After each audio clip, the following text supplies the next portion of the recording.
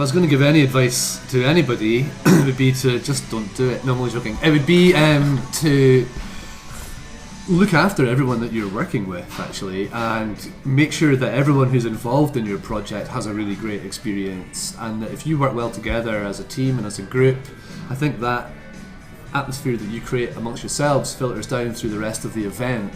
If you're all really stressed, the event will feel a bit stressed, I think.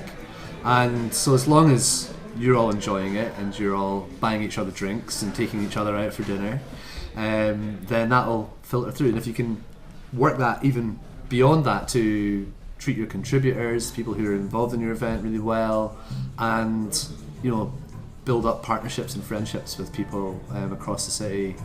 Edinburgh's quite a competitive city when it comes to the arts, and I think it's good practice to actually make friends rather than competitors.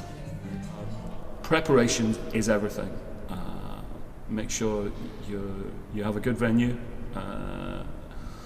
Do all the practical things as quickly as possible, and then concentrate on the creative side as well. But if you must come straight off without doing any research about what you're letting yourself in for, you've really got to be very careful to budget so you know just what you're getting into. Sometimes, I don't know how people do it really. I mean, people come from America and fly across and play in the 50-seater. I mean, if the tickets are £10 each and you sell out, that's £500. That's not even half of an airfare, sort of thing. So they've got to have some independent kind of finance to help them to sustain. On top of that, of course, it's buying their everyday food and then their accommodation and so on and so forth. So they've really got to be very careful how they budget and set the right ticket price, not to put people off. I mean, there's no point in coming across from America and saying, well, our expenses are X, and therefore our ticket prices need to be £20 in a 50-seater, because it'll not work. There's very few shows in the Fringe, I think, as far as I'm aware, would rise above about £15 or £16 for the kind of things that are going on here.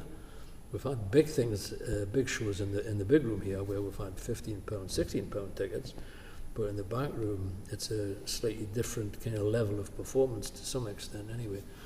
And they just couldn't pull an audience where they were charging £15. It would not be a sensible plan.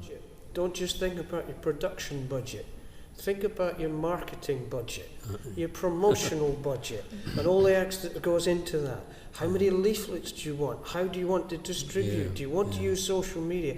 The whole PR exercise now is multifaceted.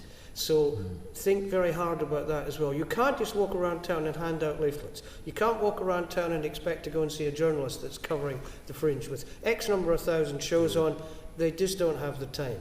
You have to be smooth, you have to be sophisticated, and you have to be structured. Simple as that.